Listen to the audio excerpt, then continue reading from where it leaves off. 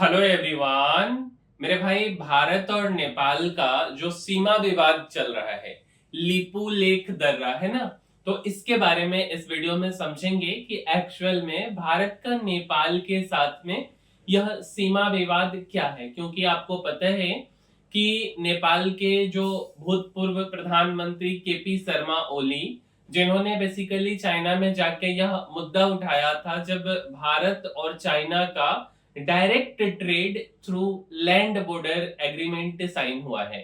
तो सबसे पहले इस बात को हम विस्तार पूर्वक समझते हैं कि आखिर यह मामला किधर से शुरू हुआ है और कैसे कैसे मतलब ये आगे की तरफ बढ़ रहा है।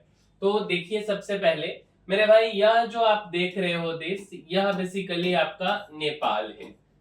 और नेपाल जो कंट्री है यह लैंड लॉक कंट्री है। लैंड लॉक्ड कंट्री का क्या मतलब होता है कि इधर आपका कौन सा देश है भाई, तो इधर चाइना है और इस साइड में कौन सा है, तो भारत है।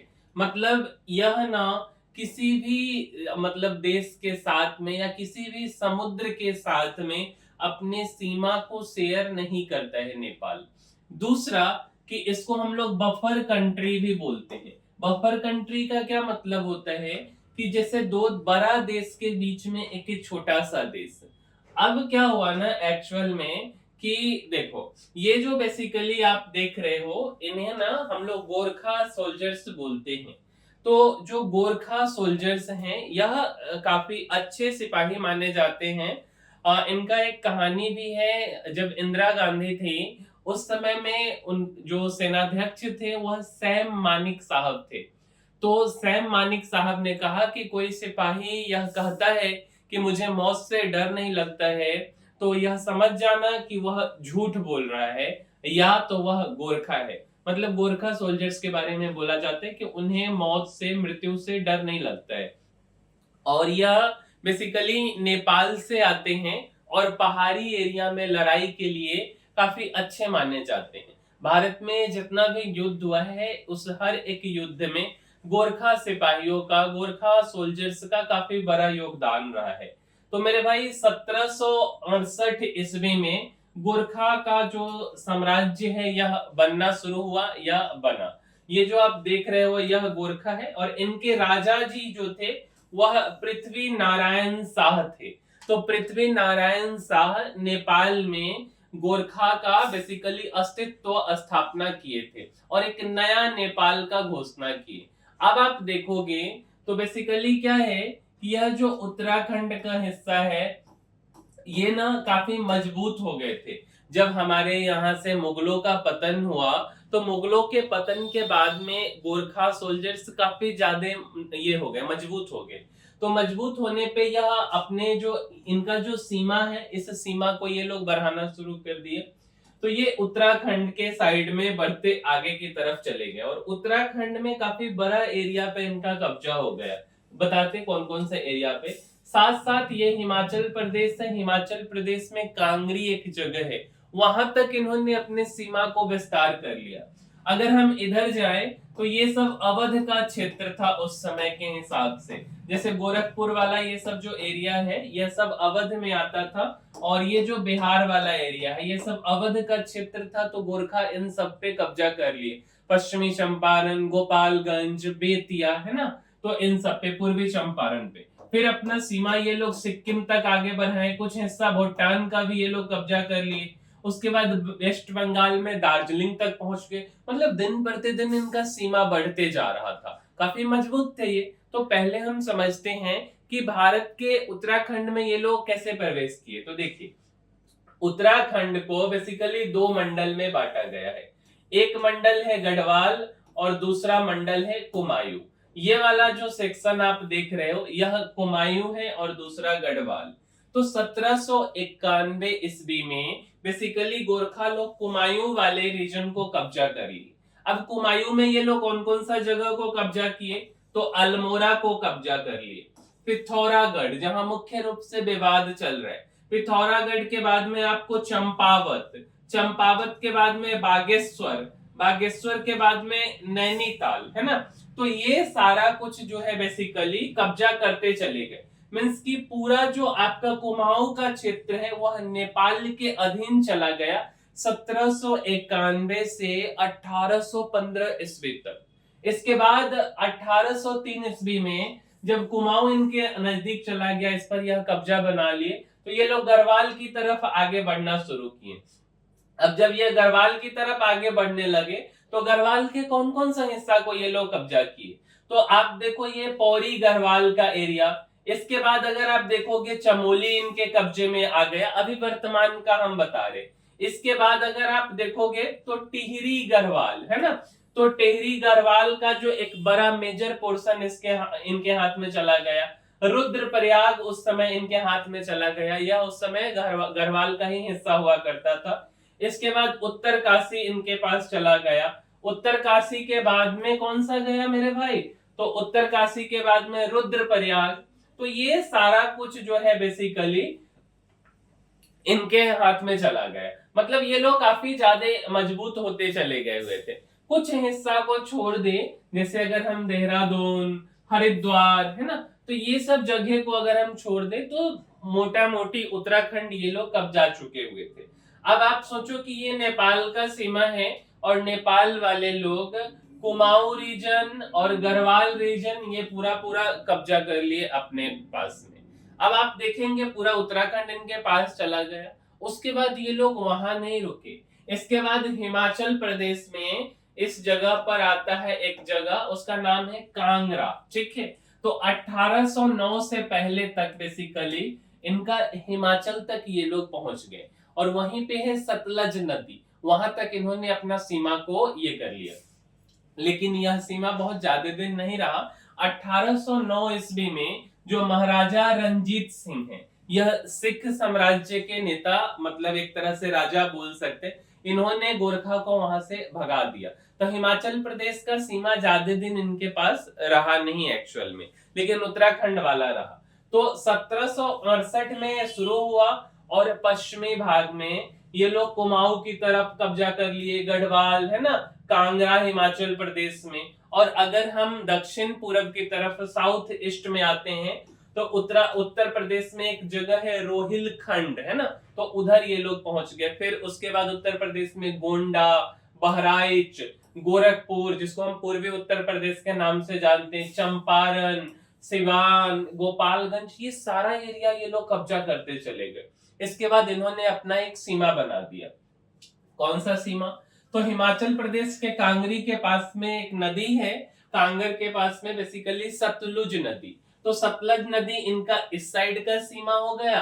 और इधर की तरफ अगर आप जाओगे इस साइड में तो सिक्किम के पास में, सिक्किम वेस्ट बंगाल जो दार्जिलिंग वाला एरिया है वहां पे पड़ता है तीस्ता नदी। तो तीस्ता नदी पे इनका सीमा हो गया। मतलब आप अगर ध्यान से देखो तो नेपाल का यह सीमा इधर इधर बढ़ गया, फिर इधर बढ़ गया। ये उत्तर प्रदेश वाला एरिया मींस अवध वाला एरिया इनका ये हो गया। अब इसके बाद जो अंग्रेज थे, अंग्रेज का शासन था, हम लोग तो गुलाम थे उस समय, तो अंग्रेज बोले कि ठीक है भाई ऐसे नहीं चलेगा, अब तो इसके साथ में लड़ाई करना होगा।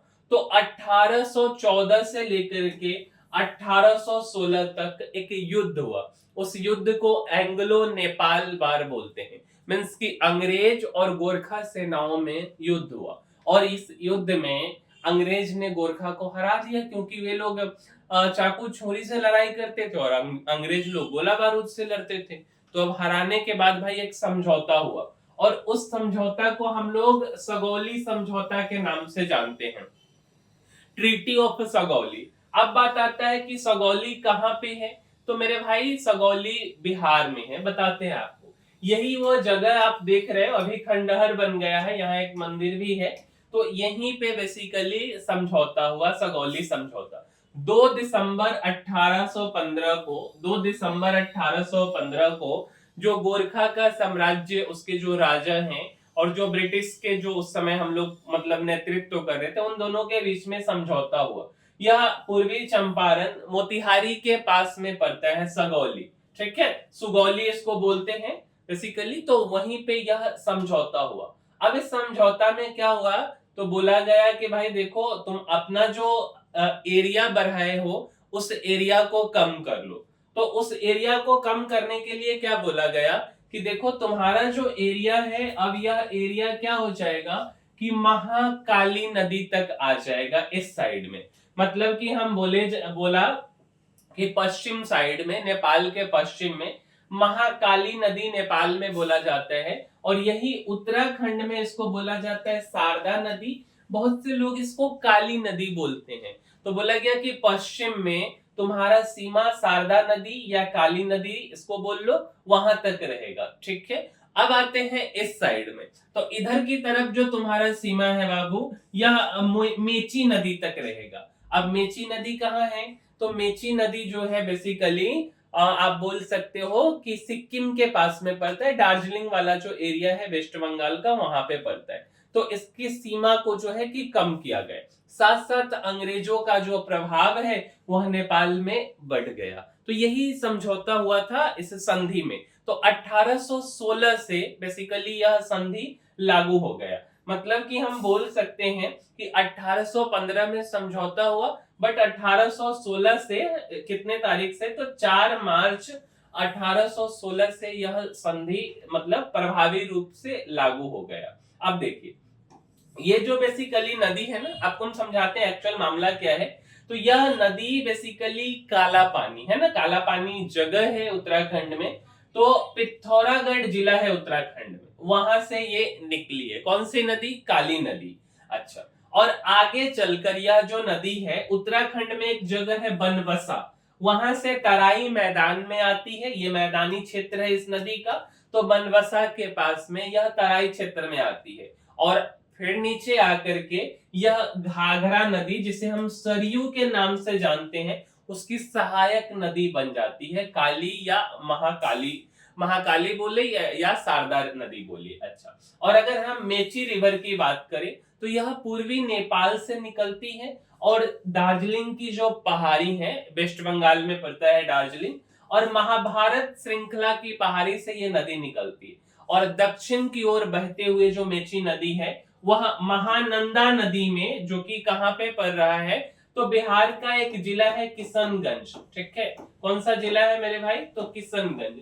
तो किशनगंज जिले में महानंदा नदी में मिलती है मेची नदी, और यह महानंदा नदी आगे चल करके गंगा नदी में मिलती है।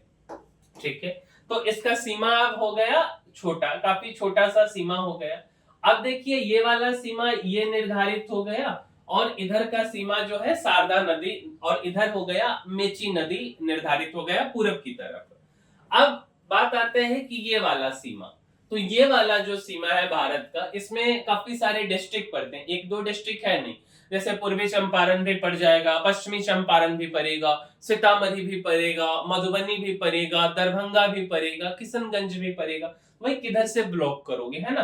तो सबसे पहले इसका ब्लॉकेज किया गया यहाँ पे एक बैरेज बना करके, त्रिवेणी बैरेज का आप नाम सुने होंगे। नारायणी रिवर या इसी को गंडक नदी बोलते हैं।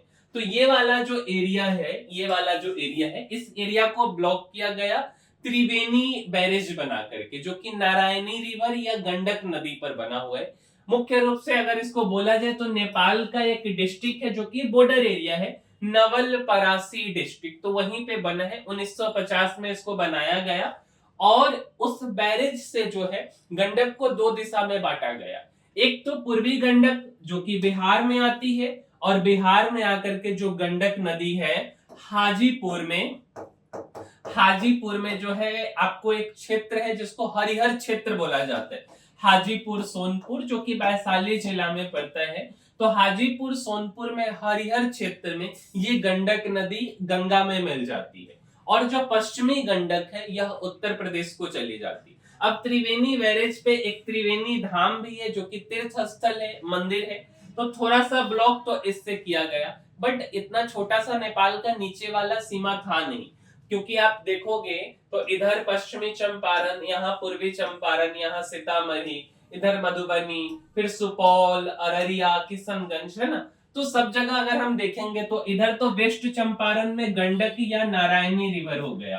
ठीक है, सीतामढ़ी मधुबनी के साइड अगर आप आएंगे तो बागमती नदी जो है इसके सीमा को एक तरह से ब्लॉक करती है। दरभंगा साइड में जाएंगे तो कमला नदी ब्लॉक करती है। अगर हम सुपौल चले जाएं, सहरसा चले जाएं, तो कोसी जो है वहां कोसी बैरेज बनाया गया हुआ है। इसके बाद अगर हम किशनगंज जाते हैं तो वहां जो है मेची नदी, यह पूरे इस सीमा को जो है कि ब्लॉक करता है, क्योंकि केवल एक है नहीं। तो कौन कौन सी नदी ब्लॉक कर रही? एक तो गंडक नदी, उसके बाद आपको बागमती नदी, मेची नदी, है ना, तो ये सारे, उसके बाद कमला रिवर, तो ये सारे मिलके नेपाल के नीचे वाले सीमा को ब्लॉक करते।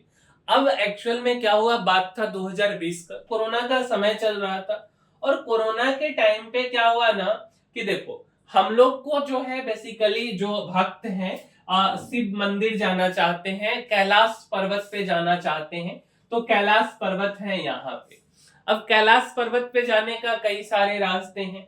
एक रास्ता कौन सा है कि आपको जो है मान लो कोई किसी को दिल्ली से जाना है, किसी को लखनऊ से जाना होगा, तो दिल्ली वाले लोग हो, चाहे लखनऊ वाले, चाहे बिहार वाले, कोई भी लोग देश के किसी भी हिस्से के लोग को जाना है, तो सबसे पहले इनको सिक्किम के पास में पड़ता है नाथुला दर्रा। कौन सा दर्रा? नाथुला दर्रा।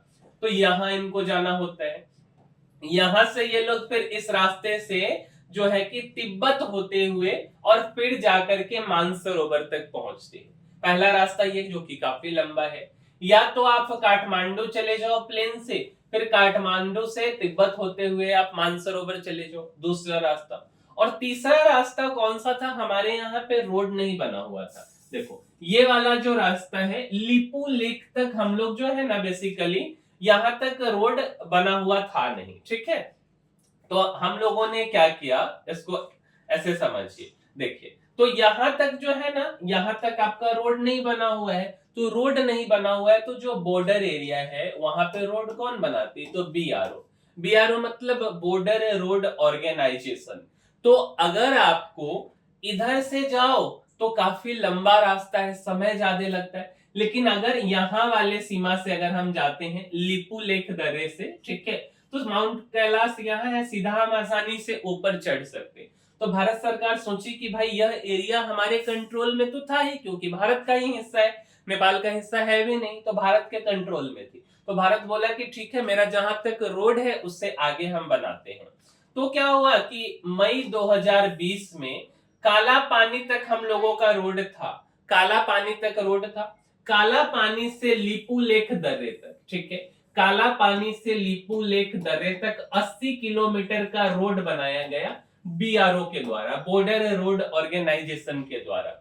अब क्या बोलता है नेपाल वाले लोग, जो उस समय नेपाल के जो पीएम थे वह केपी शर्मा ओली थे। तो केपी शर्मा ओली जो है उसी समय, उसी साल 2020 में एक नया मैप पास कर दिया और बोला कि भाई ये जो काला पानी है, ठीक है, ये जो लिपू लेक है, यह सब हमारा हिस्सा है।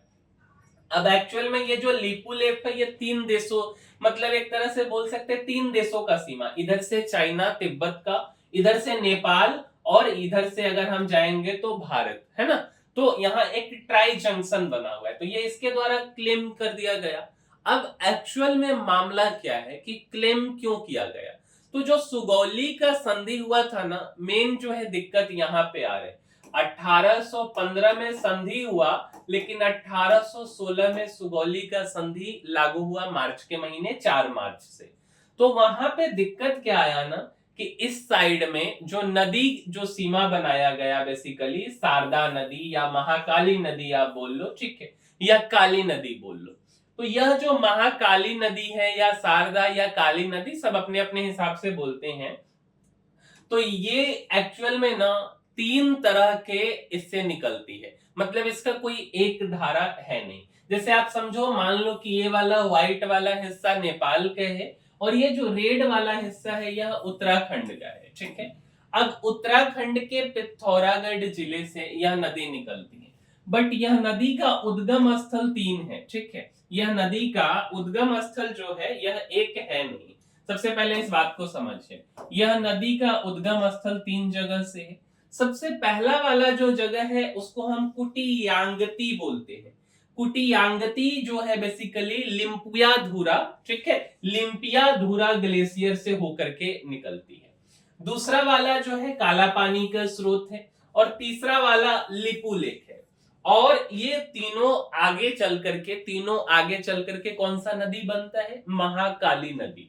तो नेपाल का क्या कहना है, भारत का कहना है कि देखो बाबू, महाकाली यहां से निकल रही है तो हम इस सीमा को मानेंगे, क्योंकि सुगौली संधि में यही बात बोला गया था कि महाकाली नदी जो है उत्तराखंड वाला नेपाल का अंतिम सीमा होगा पश्चिमी हिस्से में। अब जो है भारत का यह कब्जे में ऑलरेडी है, तो भारत अपना रोड यहां तक बना लिया। अभी चाइना के साथ तिब्बत से होके व्यापार हो रहा है भारत में, ठीक है, इस पे साइन हुआ है। तो ये बोला कि भाई हमारा यहां तक है। अब चाइना का क्या कहना है, नेपाल का क्या कहना है, नेपाल का कहना है कि नहीं, महाकाली नदी यहां से नहीं निकलती, महाकाली नदी यहां से निकलती है। मतलब नेपाल का कहना है कि यह उत्तराखंड का यह वाला जो एरिया है, बेसिकली ये एक तरह से ट्रायंगल वाला एरिया है, ट्रायंगल वाला एरिया, तो ये वाला एरिया हमारा है। मतलब उसका कहना है कि हम जो है लिम्पिया धूरा ग्लेशियर से मानते हैं कि लिम्पिया धूरा जो जगह है वहां से महाकाली नदी निकलती है। तो मेन दिक्कत यहीं पे है कि नेपाल क्लेम करता है लिम्पिया धूरा को और भारत जो है क्लेम करता है किसको, तो लीपू लेक को। तो लीपू लेक हम छोड़ नहीं सकते हैं क्योंकि यह हमारा ही है और यह बेसिकली सुरक्षा के लिहाज से कैलाश पर्वत मानसरोवर जाने के लिए भी बहुत महत्वपूर्ण है। तो मेन मुद्दा यही है जो नेपाल और भारत का जो सीमा विवाद चल रहा है।